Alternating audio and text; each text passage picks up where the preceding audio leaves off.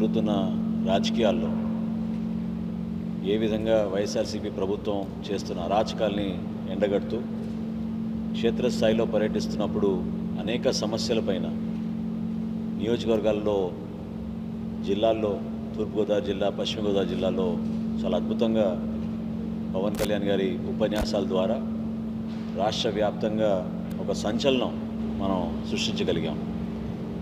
అనేక మంది సహకరించారు. కలిసికట్టుగా కార్యక్రమం చేస్తే ఎంత అద్భుతంగా చేయగలుగుతాం అనేది మన నాయకత్వం క్షేత్రస్థాయిలో నిరూపించుకుంది. ఎక్కడ పోయినా కూడా ప్రజలు బ్రహ్మరథం పడుతూ సమస్యలపైన మన పార్టీ అధ్యక్షులు పవన్ కళ్యాణ్ గారు మాట్లాడితే తప్పకుండా సమస్యకి పరిష్కారం జరుగుతుందనే నమ్మకంతో వాళ్ళందరూ కూడా మనస్ఫూర్తిగా ప్రతి కార్యక్రమంలో కూడా పాల్గొన్నారు.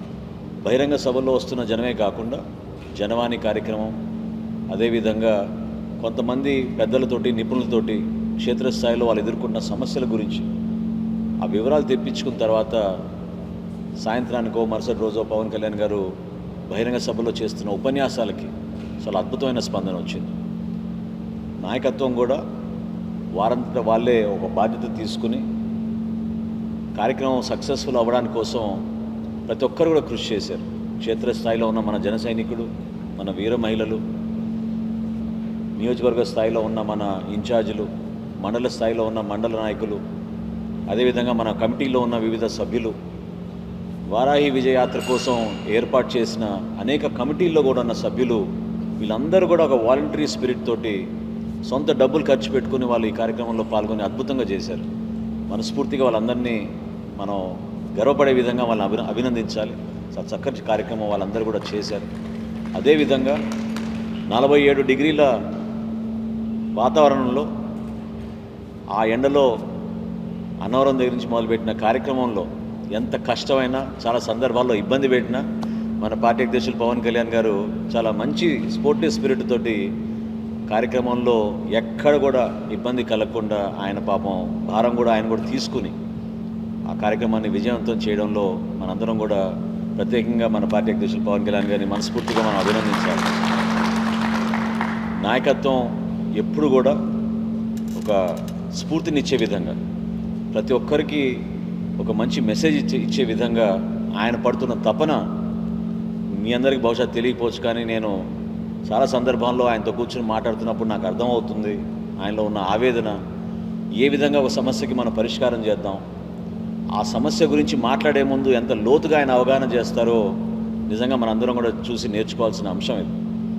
సో ప్రతి అంశం పైన చాలా కూలంకుషంగా ఆలోచించి, చర్చించి, వివరాలు తెప్పించుకుని ప్రిపేర్ అయ్యి రాష్ట్ర ప్రజలకు ఒక మంచి సంకేతం ఇచ్చే విధంగా, మంచి మెసేజ్ ఇచ్చే విధంగా ఆయన చేస్తున్న ప్రయత్నాన్ని మనందరం కూడా మనస్ఫూర్తిగా గర్వపడాలి.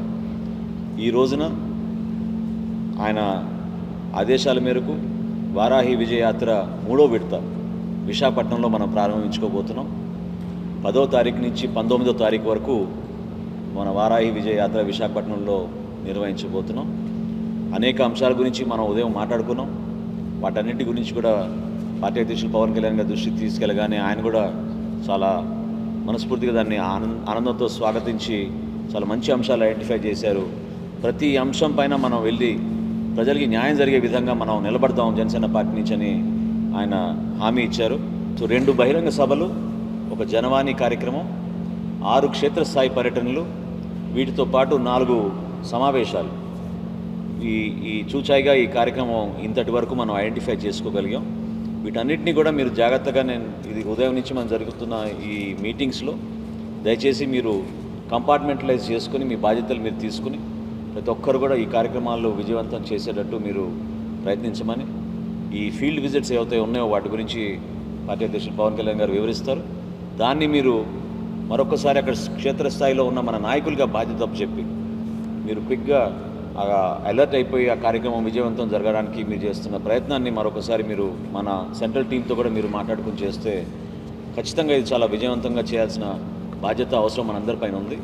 సో 10వ తారీఖు నుంచి 19వ తారీఖు వరకు మన వారాహి విజయయాత్ర విశాఖపట్నంలో మీరందరూ కూడా పూర్తి స్థాయిలో మీ సమయం కేటాయించి చక్కగా అందరినీ సమన్వయపరుచుకుంటూ ఎక్కడ కూడా ఎటువంటి లోటు లేకుండా మన పార్టీ విజయం కోసం మీరందరూ కృషి చేస్తారని ఈ సందర్భంగా మిమ్మల్ని విన్నవించుకుంటూ ఇప్పుడు మన పార్టీ అధ్యక్షులు పవన్ కళ్యాణ్ గారిని మాట్లాడమని కోరుతున్నాను. వైజాగ్ నుంచి వచ్చిన జనసేన నాయకులందరికీ, మహిళా నాయకులకి, పెద్దలకి, పేరు పేరున ప్రతి ఒక్కరికి నా హృదయపూర్వక నమస్కారం. వారాహి 3వ విడత గురించి మాట్లాడబోతుంటే నాకు ఒకసారి గుర్తొచ్చింది. మనం చాలామంది పోరాట యాత్రలో మనందరం శ్రీకాకుళం నుంచి ప్రారంభించాం. క్వైట్ టఫ్ జాబ్ ఆ రోజున స్టార్ట్ చేసినప్పుడు. కరెక్ట్ చెప్పండి, బ్యాంక్లో ఒక 10-16 లక్షలు కూడా లేదు మన దీంట్లో. అలాంటి టైంలో స్టార్ట్ చేసాం. అంటే ఆ రోజు స్టార్ట్ చేసినప్పుడు మన సెక్యూరిటీకి సంబంధించి మన వ్యవహారాలు హనీఫ్ గారు కానీ వీళ్ళందరూ కూడా ఎలా సాధ్యపడద్ది, మన తెలంగాణ నుంచి టీం కూడా మనం ఎలా సాధ్యపడద్ది ఇవన్నీ కూర్చున్నప్పుడు నేనేమనుకున్నాను, వన్స్ మనకి మనసు ఉన్నప్పుడు ఏదో ఖచ్చితంగా అది ముందుకు వెళ్తుంది, ఆగదని చెప్పి స్టార్ట్ చేస్తే ఆ రోజు వేసిన ధైర్యం చేసిన అడుగు ఈరోజు ఇక్కడ దాకా తీసుకొచ్చింది మనల్ని. పార్టీ నిర్మాణం క్వైట్ టఫ్ జాబ్. అది అంటే డబ్బుతో నడపలేనిది, ఇది ఓన్లీ భావంతోనే కట్టిపడేసేది ఎనీ పొలిటికల్ పార్టీ. అంటే ఎందుకు నేను పాజిటివ్గా మాట్లాడగలనంటే మన వాజ్పేయి గారు కూడా ఒక సందర్భంలో ఇద్దరు పార్లమెంట్ సభ్యులు ఉన్నప్పుడు మొత్తం అప్పుడున్న రూలింగ్ పార్టీ వాళ్ళని అపహాస్యం చేసినప్పుడు he was very confident one day ఇది రివర్స్ అవుతుంది ఇదని. అంటే ఒక భావాన్ని అలా పట్టుకొని కూర్చోవటమే బలం మనకు. సో మనం అది చాలా సక్సెస్ఫుల్గా మీ అందరి సహాయ సహకారాలతోటి ఇంత ప్రతి చోట ఇన్ని లక్షల మంది యువకులు కానీ మహిళలు కానీ వీళ్ళందరూ ఉన్నప్పుడు వాళ్ళందరినీ మీరు సమన్వయపరుచుకొని కొత్త ఆ రోజు అనుభవం లేకపోయినా ఈ రోజున బలమైన అనుభవం సంపాదించిన మీకు అండగా నిలబడింది ప్రతి ఒక్కరికి మనస్ఫూర్తిగా నా పేరు నా కృతజ్ఞతలు. వైజాగ్ చాలా కీలకమైంది మనకి, విశాఖపట్నంకి సంబంధించి ప్రత్యేకించి. ఎందుకంటే దీని ప్రభావితం ఇటు 2 జిల్లా, ఇటు ఉభయ గోదావరి జిల్లాలు ఇక్కడ ఆల్మోస్ట్ ఇక్కడ దాకా ఉంటుంది, అలాగే అటు శ్రీకాకుళం దాకా ఉంటుంది. ముఖ్యంగా మన నాయకులందరూ ఆ రోజున మహిళా నాయకులు కానీ మిగతా నాయకులందరూ కూడా ఆ వైజాగ్ గొడవ అప్పుడు పోలీసు అట్రాసిటీస్ కానీ లేదంటే ఆ రోజు ప్రభుత్వం మనల్ని పెట్టిన ఇబ్బందులు కానీ దాన్ని తట్టుకొని నిలబడిన విధానం మటుకు మనస్ఫూర్తిగా మీ అందరికీ పేరున అప్రిషియేట్ చేస్తాం. అంటే నేను చాలాసార్లు అనుకుంటా ఉన్నా, ఆవిడ వచ్చారా రాలేదు కదా, పాపం అప్పుడే పార్టీలోకి వచ్చి ఆవిడ 2 రోజులైందో 3 రోజులైందో ఆవిడ పేరేంటి, ఆవిడ రూపా గారు. ఆవిడ వెళ్ళిపోవటం, పాపం జైల్లో కూర్చోవడం, ఇవన్నీ చాలా అంటే పాపం ఎలా తట్టుకుంటారంటే వాళ్ళు ధైర్యంగా వాళ్ళ తమ్ముడు చెప్తా ఉన్నారు, మా అక్కకి మీరు వెళ్ళటం మాకు బాగుంది. ఫస్ట్ మీరందరూ చెప్పడం కూడా ఆ రోజున ఎవరైతే కేసెస్లోకి ఎంత వెళ్ళారో ఆ రోజు అందరూ చెప్పడం, మేము తట్టుకొని నిలబడ్డాం అండ్ మాకు ఇబ్బందులు పడ్డారు, కేసులు జరిగినాయి, వీటన్నిటి తట్టుకొని నిలబడి ఒక ప్రభుత్వం అంటే ఇలాంటి అన్రూలీ ప్రభుత్వానికి నిలబడగలిగేది జనసేన అనేది ఆ రోజున మనందరం సమిష్టిగా మనందరం నిలబడటం, ఆ బలమే ఈ రోజున మనల్ని ఢిల్లీకి పిలిపించింది. అంటే ఈ రోజున మనం మీరు చూస్తే ఎన్డీఏలు అంత స్థానం కల్పించడానికి చాలా కీలకమైన మలుపు వైజాగ్లో జరిగింది. అంటే ఇది ఎక్కడికి వెళ్ళిపోయే పార్టీ కాదు, ఇది వీళ్ళు నిలబడతారు వీళ్ళు. అంటే అంత బలం ఉన్న పార్టీ మనల్ని ఆ మాత్రం గౌరవించాలి అంటే వాళ్ళు మనీ కానీ లేదంటే వీటికి ఈవెన్ పేరు కూడా పెద్ద ఇబ్బంది పడదు, కానీ వీళ్ళు పొలిటికల్గా వీళ్ళు తట్టుకొని నిలబడగలరా, ఈ ఒత్తిడి తీసుకోగలరా. And I think that was మన వైజాగ్ అనేది టర్నింగ్ పాయింట్. ఎంతో కొంత నాకు బలమైన అనుభవం ఉన్న బంధం ఉన్న వైజాగ్, ఎస్పెషల్లీ వైసీపీ పాలనలో ఈ విపరీతమైన భూ ఆక్రమణలు, ప్రకృతి విధ్వంసం, అలాగే మన సత్య గారు కూడా తెలుసు ఈ విపరీతమైన ఇండస్ట్రియల్ పొల్యూషన్, ఇవన్నీ తగ్గించాల్సింది పోయి అసలు దాని మీద ఎవరు దృష్టి పెట్టకపోవటం, ఇవన్నీ చాలా బాధ కలిగించిన మనకి. ఆ రోజు మీరందరూ ఉన్నప్పుడు కూడా ఆ రోజు మీటింగ్లో చెప్తా వచ్చాం చాలాసార్లు, వీళ్ళు వస్తే కొండలు మింగేస్తారని చెప్పాం. ఈరోజు నిజంగానే కొండలు మింగేశారు వీళ్ళు. సో ఈ వారాహి విజయయాత్ర మూడోది మటుకు మనం పోస్ట్ ఈ వైజాగ్ ఇష్యూస్ తర్వాత మనందరికీ చాలా బలంగా ఎదుర్కోగలం వీళ్ళని. ఆ భయాలను తీసేసాం. మహా అయితే ఏం జరుగుద్దంటే ఏం జరగదు, ఇంతే జరుగుద్దండి. సో నేను కూడా ఆ రోజు మెంటల్గా మీరు అందరూ అనుభవిస్తున్నప్పుడు మనోహర్ గారికి వచ్చి మా తలుపులు తడుతున్నారు, కాళ్ళతో కొడతా ఉన్నారు పోలీసులు అందరూ, మేము చూస్తూ ఉన్నాం. సార్ మ్యాక్సిమం ఏం జరుగుతుంది. మొన్న కూడా చిత్తూరు వెళ్తే వాళ్ళు మాట్లాడిన విధానం కూడా మనం ఆల్మోస్ట్ ఒక ఇబ్బందికరంగా మాట్లాడుతున్నారు. అక్కడ స్థానికంగా ఉన్న లోపలికి వెళ్ళిన అధికారి కూడా మీరు బయట ఉన్నారు అది చాలా బలంగా చెప్పాం. మన ఆర్గ్యుమెంట్ ఆ రోజు నేను చెప్పినప్పుడు మీరు ఎలా చెప్తారు ఇట్లాగా అని ఆయన ఎస్పీ కూడా నాతో అన్న మాట ఏంటంటే మీరు అలా ఎలా చెప్పేస్తారు అంత అంటే ఏదో మనకు బాధ్యత లేనట్టుగా మాట్లాడుతుంటే సరే నేను చెప్పాను అది ప్రాపర్ నాకు కేంద్రం నుంచి వచ్చిన చాలా బలమైన డేటా అని చెప్తే అది మొన్న నేను చెప్పినప్పుడు మీరు కూడా కొన్నిసార్లు సందేహాలు ఉంటాయేమో ఎంతవరకు నిజమని ఒక మీరు కొంచెం అంటే నేను మాట్లాడితే చాలా పగడ్బందీగానే మాట్లాడుతున్నాను. అది మీరు I give you that assurance. లోక్సభలో మీరు పార్లమెంట్లో చెప్పింది మీకు గుర్తునే ఉంటుంది. మళ్ళీ అగైన్ రీఐటరేట్ చేశారు 30,000 ఇంతమంది అలా అంటే ఇంపాసిబుల్, ఇంత ఫిగర్ జరగలేదని ఆయన ఆర్గ్యుమెంట్. ఇదేంటంటే మనకి హెడ్ ఉంటాం కాబట్టి వాళ్ళకి అది యాక్సెప్ట్ చేయకపోవచ్చు. కానీ ప్లస్ నేను ఏం మాట్లాడినా it will be with a proper multiple cross check చేయకుండా నేను మాట్లాడను. That I'm very clear about. So మీరు కూడా ఇదే జస్ట్ ఒక ఎలిగేషన్ వేయడానికి నాకు ఇష్టం ఉండదు. వారాహి విజయ యాత్రలో మన 3వ దీంట్లో భూ కబ్జాలు ఆగాలి, మన వనరుల్ని ఉత్తరాంధ్ర వనరుల్ని దోచే వాళ్ళని నిలువరించాలి.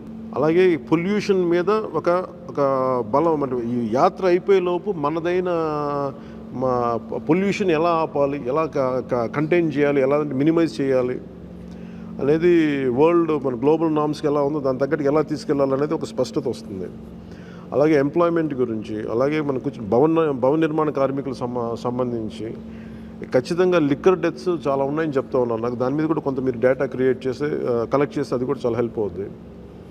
అండ్ డెఫినెట్గా నేను చెప్తానే వచ్చాను ఆ రోజున వాలంటీర్ వ్యవస్థ గురించి మాట్లాడుతూనే వచ్చాను. ఈ రోజున మన పెందుర్తిలో చాలా సాలిడ్గా ప్రూవ్ అయింది అది. అండ్ ఇదేమవుతుందంటే మనకి ఐసోలేటెడ్గా ఒక ఇన్సిడెంట్ 2 ఇన్సిడెంట్లు అక్కడక్కడ కనిపిస్తున్నప్పుడు మీరు ఈ ప్యాటర్న్ పట్టుకోవడానికి టైం పడుతుంది. సో వాలంటీర్ వ్యవస్థ మీద వాళ్ళని మాట్లాడటానికి ఎంప్లాయ్మెంట్ ఇష్యూ కాదు అది.